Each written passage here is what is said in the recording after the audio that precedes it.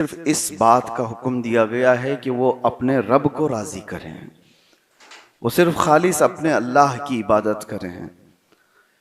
यहां एक जुमला मैं आपको समझाना चाहता हूं। जिंदगी भर आप जमीन पर नाक रगड़ दें, दुनिया तुमसे राजी नहीं होगी, लेकिन एक बार मौला की बारगाह में झुक जाओ, वो सारे गुनाह माफ करके राजी होता है। दुनिया अगर तुमसे थोड़ी देर के लिए राजी हो भी गई तो उसके दिल में वो बात रहती है कि इसने मेरे साथ गलत किया है। लेकिन रहमान का मामला ये है कि बड़े से बड़े गुनाहों को ऐसे छुपाता है जैसे उसने किया ही नहीं था। मेरे आका सल्लल्लाहु अलैहि वसल्लम फरमाते हैं, अत्ताइबु मिनज़्ज़म्बि कमन ला ज़म्ब लह। गुनाहों से बाज आने वाला, तौबा करने वाला ऐसा ही हो जाता है अल्लाह की बारगाह में जैसे उसने कभी गुनाह किया ही नहीं था, जैसे उसका गुनाह हुआ ही नहीं। अब यहां पर मतमह नजर हमारा, अक्सर लोग यही इसी बात में रह गए जिंदगी भर कि लोगों को राजी करना है, और कभी ये दुनिया राजी होती नहीं। और कुरान की एक और आयत मैं आपके सामने पढ़ रहा हूं, पहले पारे की है, वलन तरदा अन्कल यहूद वलन नसारा हत्ता तत्तबिअ मिल्लतहुम। यहूदी और ईसाई तुमसे हरगिज राजी नहीं होंगे जब तक कि तुम उनके दीन में दाखिल ना हो जाओ। ये जो लोग सेकुलरिज्म का चेहरा लेकर के और अपना लिबास बदल करके सोचते हैं कि मैं इनको थोड़ा सा राजी कर लूंगा, कभी नहीं होगा। कुरान कह रहा है, बरसों उनकी खिदमत करने वाले लोगों को एक लात में निकाल देते हैं। तासुब दीन का हमेशा कीड़ा ये बाकी रहता है। इसीलिए मैं ये बातें अर्ज कर रहा हूं कि साथ में रहना, मामलात करना और है, लेकिन किसी को राजी करने के लिए अपने आप को बदल लेना ये और है। आपको हुक्म क्या दिया गया? आप हिंदुओं में, क्रिश्चियंस में, ज्यूज के बीच में, यहूदियों के बीच में जिए, अच्छे अखलाक के साथ जिए। ये नहीं है कि इस्लाम हमेशा उनके खिलाफ तलवार उठाए रहने का हुक्म दे रहा है, नहीं है। आप अच्छे अखलाक के साथ जी सकते हैं कि वो पड़ोसी हैं या उनके साथ तिजारत है, उनके साथ मामलात है, लेन देन है, ठीक है। अपने अच्छे अखलाक के साथ उनके साथ जीने की इजाजत इस्लाम देता है, लेकिन साथ में मैं ये जुमला ऐड करता हूं, साथ में अच्छे अखलाक से जीना और है, लेकिन उनकी खुशामदी के लिए, उनकी रजा के लिए अपने आप को छोड़ देना, अपनी आइडेंटिटी बदल देना, यह मुनाफिकत है। और ये बात पक्की है कि तुम कभी भी उनको राजी नहीं कर सकते। आप देख लेना, मैं इस बात को हो सकता है नाम के साथ ना जिक्र करूं, 40-40 साल जिन्होंने नौकरियां की हैं, जूतियां उठाई हैं, उनको किक मार के निकाल दिया गया। क्यों? नाम के साथ जुड़ा हुआ है, नाम के साथ मुसलमान नाम लगा हुआ है तो एक्सेप्टेबल नहीं है। कई ऐसे हमने देखे जो मीडिया के हॉट कुर्सी के हीरो बनने की कोशिश करते रहे, इस्लाम को गालियां दे करके, मुसलमानों को गालियां दे करके। वो कौन थे? जो मॉडर्न मुसलमान कहलाते हैं, उनके नाम भी मुसलमान ही हैं, सोशल मीडिया के बड़े मशहूर लोग, लेकिन वो क्रिटिसाइज करते सिर्फ मुसलमानों को। इस वजह से करते थे ताकि ये दूसरी जमात हमसे राजी हो जाए। ऐसा कभी नहीं होगा। जिस दिन तुम्हारी पूंछ उनके पांव के नीचे आती है, तुम्हारा सारा कच्चा चट्टा निकाल के, तुम्हारी जितनी वफादारी की बातें थी तुम्हारे मुंह पे मार दी जाती हैं, फिर कहा जाता है कि ये मुसलमान है। खुलासा क्या है ये बातें करने का? मेरे खुलासा सिर्फ ये है कि अल्लाह ताला ने फरमाया कि तुमको दुनिया राजी करने के लिए मैं नहीं भेजा, अपने रब को राजी करने की कोशिश करो। और तुम उसके हो गए तो एक असर भी मैं आपको बताऊं, कितनों का दिल जीत सकते हो तुम।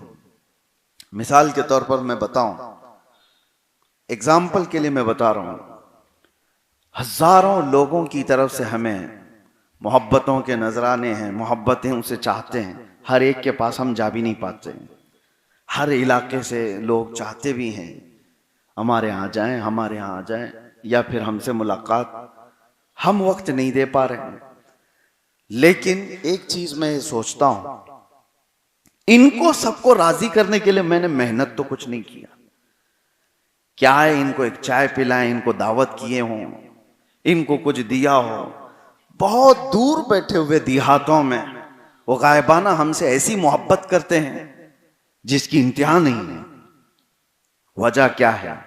एक बात समझ करके चलो, लोगों को राजी करने में अगर लग गए तो तुम्हारी जिंदगी खत्म हो जाएगी। लोगों के दिलों में मोहब्बत डालना तुम्हारे अमल से नहीं, वो अल्लाह के फजल से होता है। इन्नल्लज़ीना आमनू व अमिलुस्सालिहाति सयजअलु लहुमुर रहमानु वुद्दा। अल्लाह फरमाता है, सूरह ताहा की आखिरी आयतें हैं, सूरह मरियम की आखिरी आयतें हैं।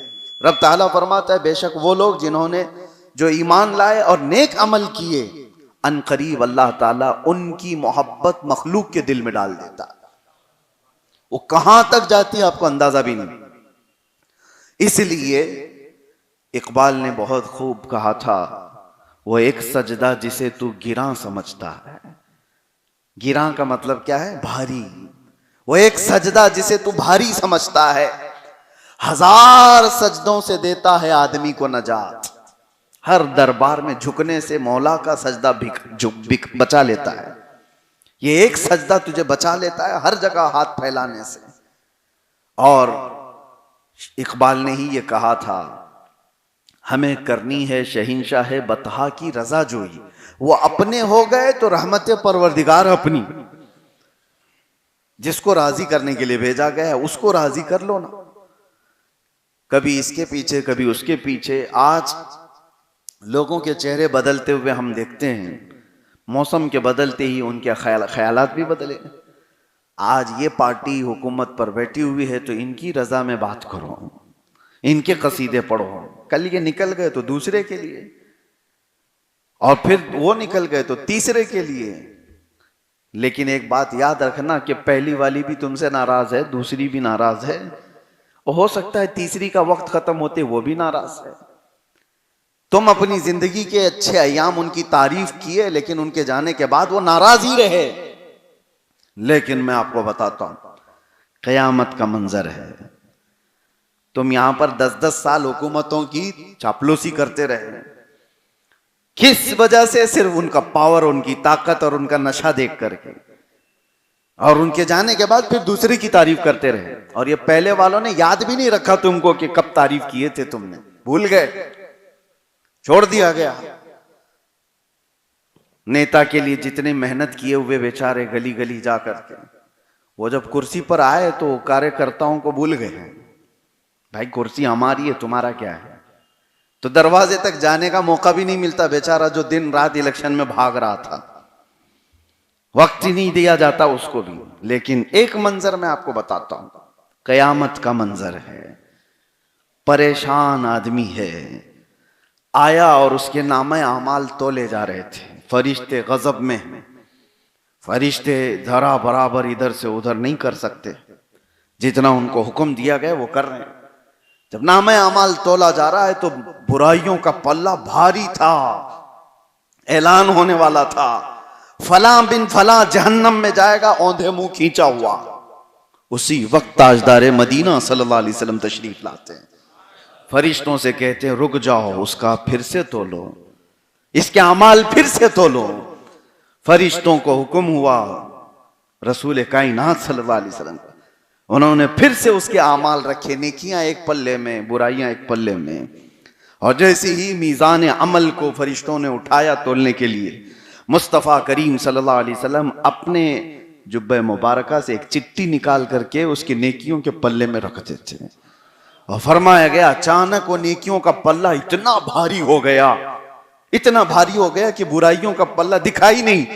फरिश्तों ने ऐलान किया, फलां बिन फलां नेकियों के भारी होने पर जन्नत की बशारत दी जा रही है। अब वो आया, कदमों में गिरा, कहा रसूल पाक सल्लल्लाहु अलैहि वसल्लम से, क्या ऐसी चीज थी जो मेरी इस नामे अमाल पर रख दी गई? कौन सा ऐसा अमल था? मैं तो गया था, खसारे में था, मैं जहन्नम में जाने वाला था। आपने मेरा कौन सा ऐसा अमल रखा? हुजूर अकरम सल्लल्लाहु अलैहि वसल्लम फरमाते हैं, याद है एक रात ऐसी थी जब लोग सो रहे थे और तन्हाई में तू मुझे याद कर एक बार दुरूद पढ़ा था। मुझे याद करके तूने दुरूद पढ़ा था, वो मैंने महफूज रखा था। इसका ये सच्चा दुरूद है, बस वो एक दुरूद मैंने यहां पर रखा और तेरी बख्शिश का जरिया बन गया। ये है उनको राजी करने का असर, जिसको राजी करने के लिए हमें दुनिया में भेजा गया। तुमने उनको राजी किया तो वो कयामत के दिन भी तुम्हें फरामोश नहीं करते। ये नहीं कि आज रसूल करीम सल्लल्लाहु अलैहि वसल्लम का उस दिन हाल क्या होगा। अर्श हक है मसनद रिफात रसूलुल्लाह की, देखनी है हश्र में इज्जत रसूलुल्लाह की। वो जहन्नम में गया जो उनसे मुस्तगनी हुआ, है खलीलुल्लाह को हाजत रसूलुल्लाह की। उस दिन तो मेरे आका का मामला ये होगा, खलीलो नजी मसीहो सफी सभी से कहीं न बनी, ये बेखबरी की खल्क फिरी कहां से कहां तुम्हारे लिए। मुस्तफा करीम सल्लल्लाहु अलैहि वसल्लम की इज्जतों का हाल तो क़यामत के दिन वो होगा कि हर कोई आपकी शान और आपकी रिफात के चर्चे बोल रहा होगा। हर नबी कह रहा होगा इज़हबू इला गैरी, मगर सिर्फ मेरे नबी के लबों पर होगा अना लहा, मैं तुम्हारी सिफारिश के लिए हूं, मैं तुम्हारी शफाअत करूंगा। उस रसूल पाक सल्लल्लाहु अलैहि वसल्लम की बुलंदी और ऊंचाई को कौन अंदाजा कर सकता है। लेकिन मैं आपको बता रहा हूं, उस बुलंदी पर पहुंचे जाने के बाद उस रसूल पाक सल्लल्लाहु अलैहि वसल्लम का हाल ये है, फरमाते हैं तुम मुझे कयामत के दिन देखोगे, मेरे एक कंधे पर चादर होगी और वो खिसक करके गिर रही होगी। मैं अपने एक हाथ से ये चादर संभाल रहा होगा और दूसरे हाथ से अपने उम्मती गरीब को पकड़कर जन्नत में ले जा रहा हूं। जो न भूला हम गरीबों को रजा, याद उसकी अपनी आदत कीजिए। कब तक ये दुनिया की छोटी छोटी रजाओं में आप रहोगे, चापलूसी में अपनी जिंदगियां कुर्बान करोगे। इसीलिए आला हज़रत फाजिल बरेलवी रहमतुल्लाह ताला अलैह की बारगाह में एक साहब आए थे नानपारा के, यूपी में एक जगह है नानपारा बहराइच के करीब, और वहां से वो साहब आए और कहा कि आला हजरत अच्छे अशार लिखते हैं। और नानपारा के एक नवाब साहब थे, नवाबों का दौर था, बड़े जो अपने अपने इलाके के गवर्नर की हैसियत रखते थे।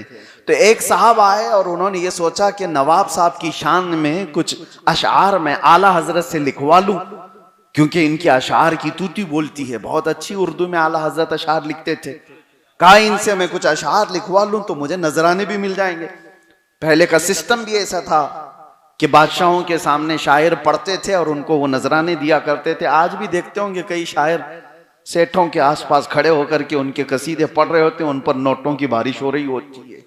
हाँ, हुजूर की शान में पढ़ो तो लोगों में जोश कम है, पीर साहब की शान में पढ़ो तो उड़ाया जा रहा होता है। वो निजाम शायरों का बहुत पहले से चला आ रहा है। तो उस वक्त आला हजरत के पास एक साहब आए, कहा हमारे एक नवाब साहब हैं, आप चंद अशार लिख करके हमें दीजिए ताकि मैं उनकी शान में पढ़ूं तो मुझे कुछ नजराने दें, नानपारा के रहने वाले।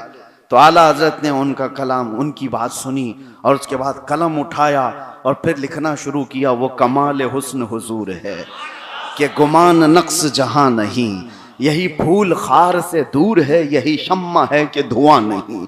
किसकी शान में लिख रहे हैं? पूरा हुजूर की शान में लिख रहे हैं, पूरा नबी पाक की शान में। फिर वो अशार ऐसे हैं कि आप सुनो तो रोंगटे खड़े हो जाए। मेरे आका की शान में आला हजरत कहते हैं, या रसूल अल्लाह तेरे आगे यूं हैं दबे लचे फुसहा अरब के बड़े बड़े, कोई जाने मुंह में जुबान नहीं, नहीं बल्कि जिस्म में जान नहीं। करूं तेरे नाम पे जान फिदा, न बस एक जान दो जहां फिदा, दो जहां से भी नहीं जी भरा, करूं क्या करोड़ों जहां नहीं। आला हज़रत कह रहे हैं एक जान फिदा कर दूं या रसूल अल्लाह आपके नाम पर, करूं तेरे नाम पे जान फिदा। और एक जान फिदा करने के बाद जी भर नहीं रहा है, दोनों जहां आपके नाम पर फिदा कर दूं।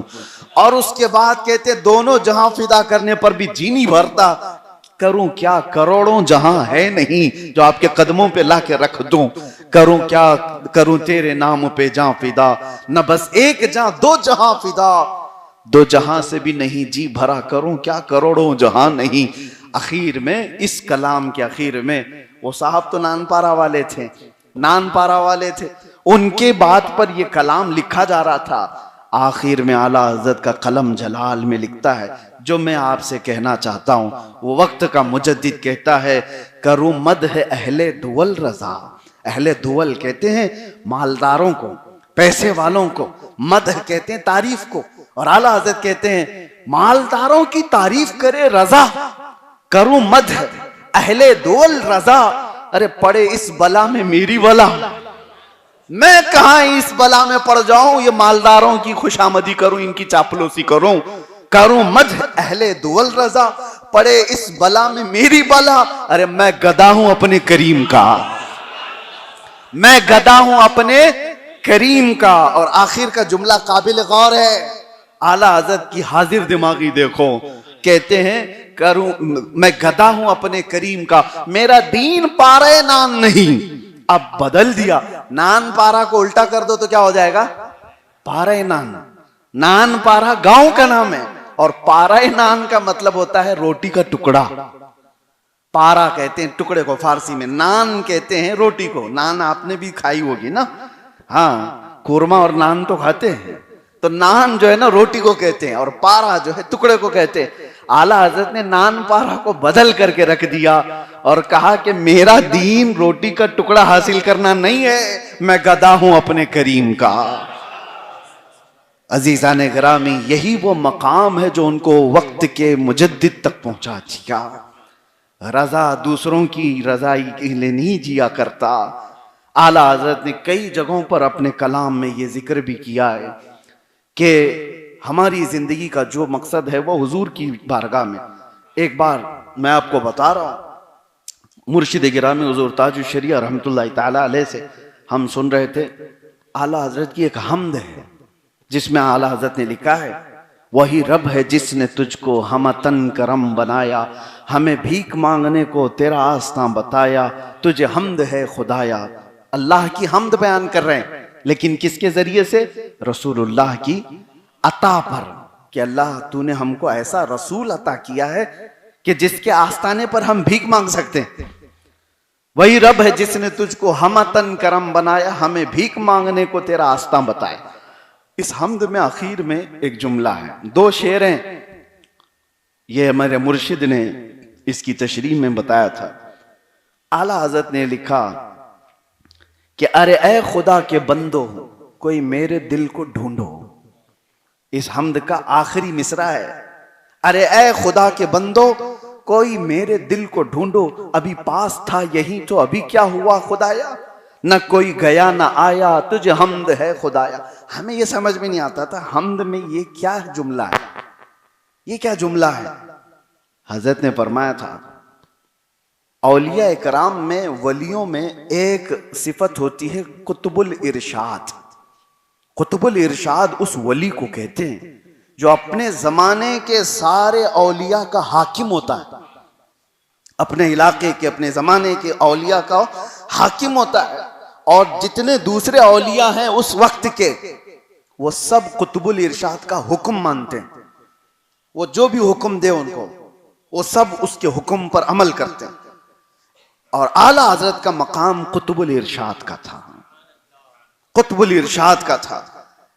एक दिन अचानक उन्होंने सारे औलिया को जो उनके जमाने के थे हुक्म दे दिया कि आज तुम्हारी ड्यूटी है, तुम्हारा काम है, रजा का दिल ढूंढ के लाओ।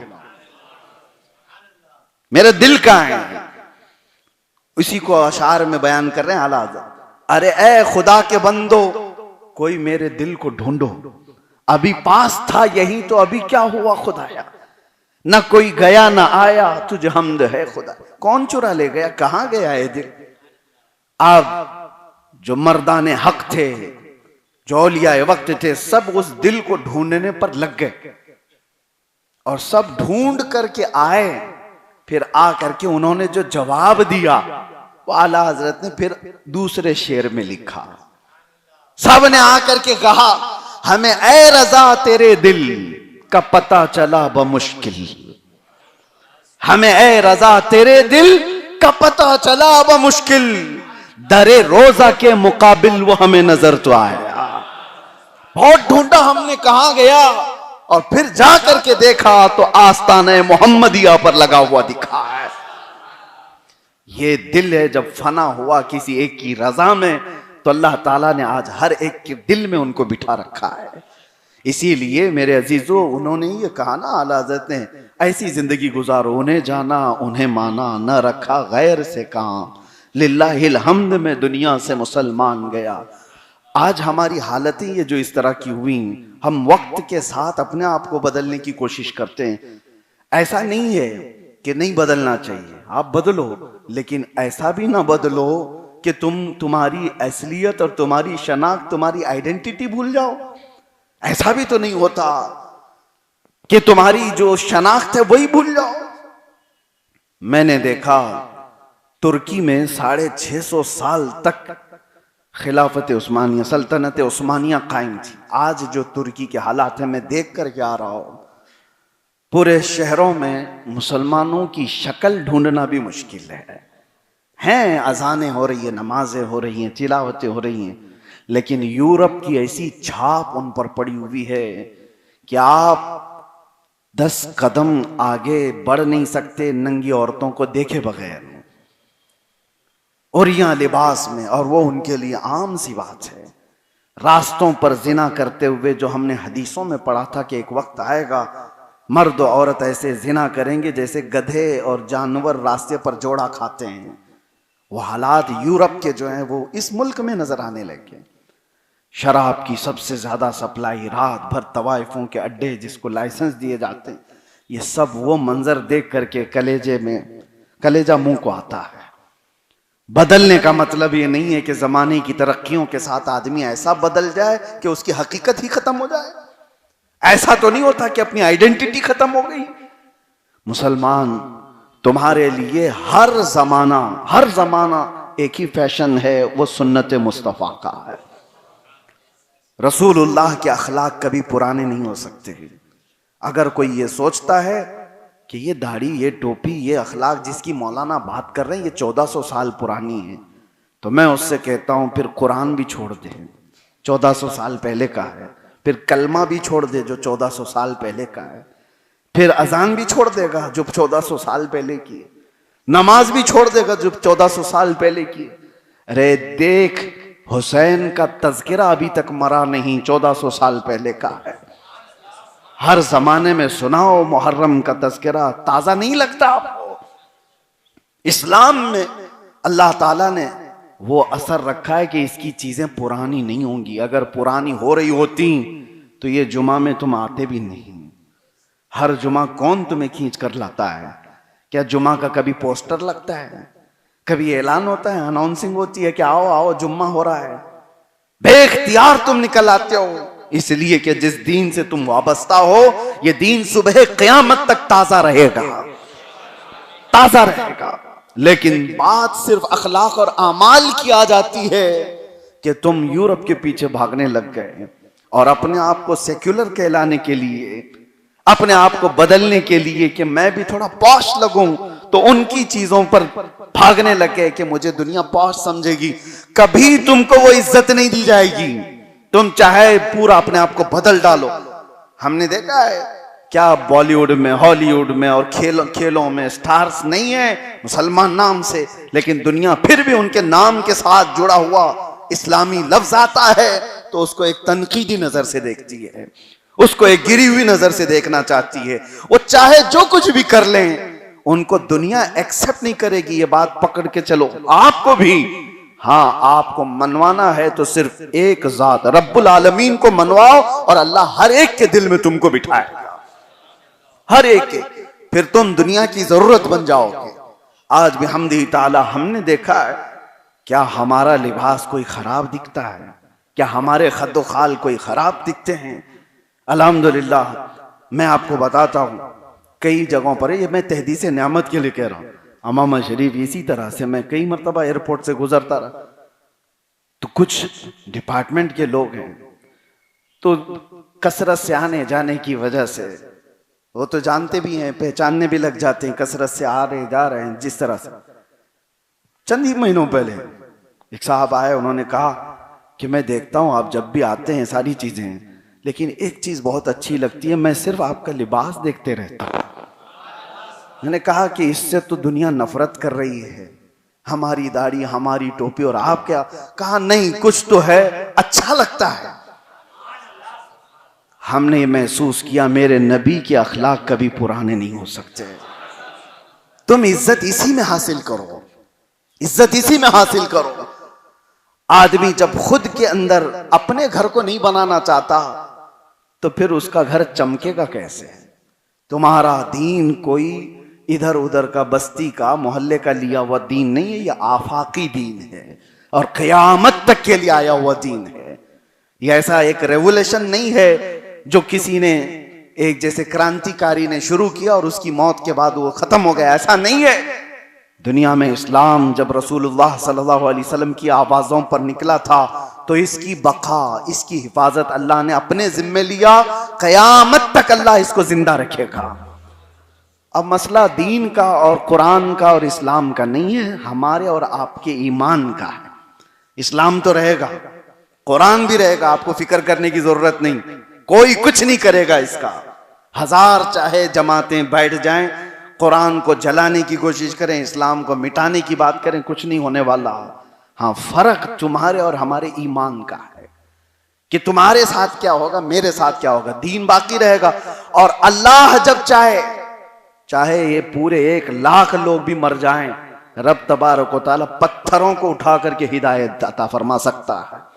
वो अपने दीन का काम किसी से भी लेगा। कोई इस जगह दूसरी कौम आएगी, दूसरे पैदा होंगे। आपको पता है बगदाद को तबाह करने वाले लोग ततारी थे। ततारी बहुत खूनखार कौम थी। जहां देखा मुसलमानों को मारा, मुसलमानों की खोपड़ियों से उन्होंने मीनार बना दिया और दरियाए दजला का पानी पूरे मुसलमानों के खून से लाल कर दिया था। बगदाद में जब घोड़े दौड़ते थे तो पूरे घोड़ों के टाप खून में भीग जाते थे, तर हो जाते थे, इतना खून बहाया था ततारी लोगों ने। और उस वक्त मुकाबला करने की हिम्मत भी नहीं रह गई थी, मुसलमान सब बिखर गए। हजारों लाखों किताबें उन्होंने जला डाली दुश्मनी में, जैसे आज ये कर रहे हैं बहुत सारे। इनके अंदर इतना जहर भरा हुआ है, तासुब इतना है कि कहीं एक मुसलमान नजर आ जाए उसको टारगेट करो। 1,00,000 लोग प्रोटेस्ट कर रहे हैं, उनसे कोई मतलब नहीं। एक दाढ़ी वाला दिखे तो उसको उठाओ, सारी एनर्जी उस पर लगाओ। ये तासुब के कीड़े ये आज से नहीं, बरसों से चले आ रहे हैं। और वो ततारी कौम का मैं बात आपके सामने रख रहा हूं, आप देखना ये चीज होगी अल्लाह जब चाहे। ततारी कौम इतनी जालिम, अजान की आवाज नहीं सुन सकती थी। हो रहा है आज। हाँ, बगदाद में अजानों पे पाबंदी थी। एक बुजुर्ग तहखाने में अजान दे रहे थे, उनको पकड़ करके ले आए ततारी। कहा बाबा तुम देख नहीं रहे हो बगदाद पूरा खत्म हो गया, तुम कहां से अजान दे रहे हो? बूढ़े मियां ने कहा कि जब तक मेरी जिंदगी बाकी है मैं अल्लाह अकबर तो कहता रहूंगा। तो जानते हैं ततारी बादशाह की बेटी जा रही थी, जो ये अजान सुनकर बाबा को बुलाई। कहा डर नहीं लगता तुझको, हम मार डालेंगे। तो उस बाबा ने कहा नहीं, डर तो नहीं लगता, आज या कल कभी तो मरना ही है, अल्लाह के नाम पे मर जाऊंगा। कहा कौन सा अल्लाह जो तुम्हारा इतने लोगों को मरवा दिया, खत्म कर दिया, बचाया नहीं, उस अल्लाह की बात कर रहे हो? बाबा ने कुछ भी नहीं कहा। बाबा ने कहा होता है ऐसे, होता है। कहा क्यों होता है ऐसे? मिसाल क्या दे दी बाबा ने। कहा देखो बेटा, आपने बकरियां चराने वाले को देखा होगा। कहा बकरियों का झुंड लेकर के जाता रहता है, बकरियों का झुंड लेकर जाता, लेकिन हर बकरी चराने वाला चरवाहा एक कुत्ता भी पालता है। कहा बाबा ने कुत्ते भी उसके साथ, 1 या 2 कुत्ते रहते हैं। कहा क्यों?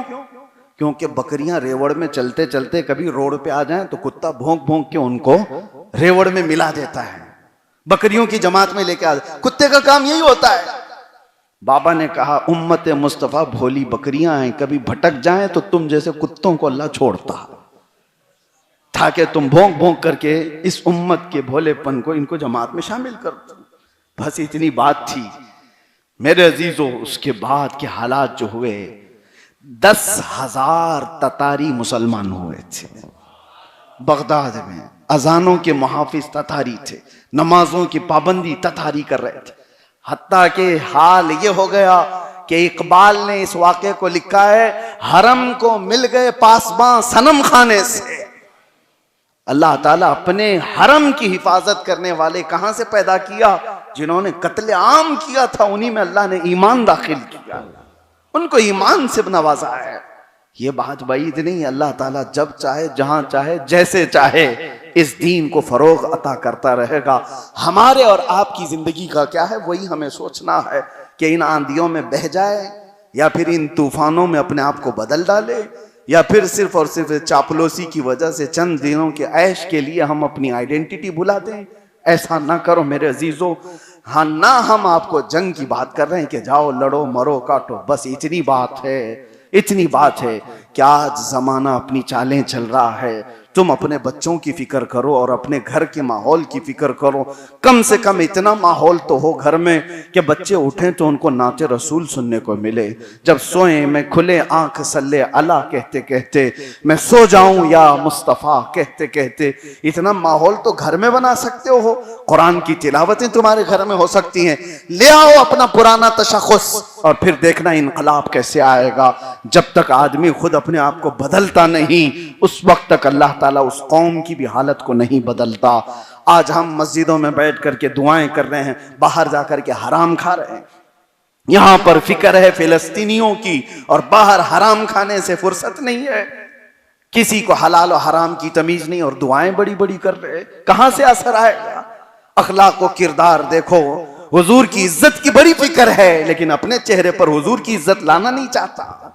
हुजूर पाक सल्लल्लाहु अलैहि वसल्लम से मोहब्बत बेपनाह है, लेकिन सुन्नत की बात करो तो कहा मौलाना लोग कर लेंगे। तुम किसकी इज्जत की बात के लिए सीरियस हो? तो फिर यही तो बात आती है, कौल और फेल में तुम बराबर नहीं, इसलिए रहमत इलाही भी तुमसे दूर है, मदद दूर हो गई। बाकी रही बात, मेरा टॉपिक यही था, जिंदगी भर नाक रगड़ लो, कोई दुनिया तुमसे राजी नहीं होगी। आखिर में एक दिन तो तुमको ताना मिलेगा और तुम्हें रांदे बारगाह करके दुनिया निकाल देगी। लेकिन हमने देखा है, जिसने मेरे मुस्तफा की वफादारी चाहे जिंदगी में एक बार भी की हो, एक बार भी की हो, रहमत इलाही ने उसको नीचे से उठाकर आसमानों तक पहुंचा दिया है।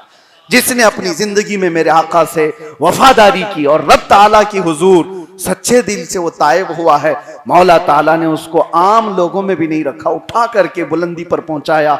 इसलिए एक ही जिंदगी में देखो, मूसा अलैहिस्सलाम के दौर में एक बार अल्लाह ताला का हुक्म हुआ कि तुम्हारी जमात में एक बंदा ऐसा बैठा हुआ है कि अगर वो ज्यादा देर तक रहा तो अजाब में नाजिल करूंगा, अजाब आएगा। मूसा अलैहिस्सलाम परेशान हुए, पूछा कौन है? फलां फलां। मूसा अलैहिस्सलाम ने उस बंदे से कहा, उठ जा, तू जल्दी से निकल, यहां से निकल जा, तेरी वजह से अजाब इलाही आ सकता है। उसको निकाल दिया। पता चल गया सबको कि फलां को निकाला गया है। जिस बस्ती में जाता था उसको लोग धक्के देकर निकालते, तेरी वजह से अल्लाह का अजाब ना आ जाए। पहाड़ों पर जाकर रहने लगा, कोई नहीं था, बीमार हो गया, ना खाना ना पानी ना रिश्तेदार, कुछ नहीं। अब आदमी जब टूट जाता है तो रोने लगता है। कहा सच्चे दिल से तौबा किया और बारगाह इलाही में कहने लगा कि मौला, अगर मैं इतना ज्यादा गुनहगार हूं कि तेरी रहमत कम हो गई है तो फिर मुझे हिलाक कर दे, और अगर मैं बख्शे जाने के काबिल हूं तो मौला तेरा नाम अरहमुर राहिमीन है। उसकी ये दुआएं अल्लाह को पसंद आई। रोते रोते उसकी जमीन भीग गई थी, इतना रोया था।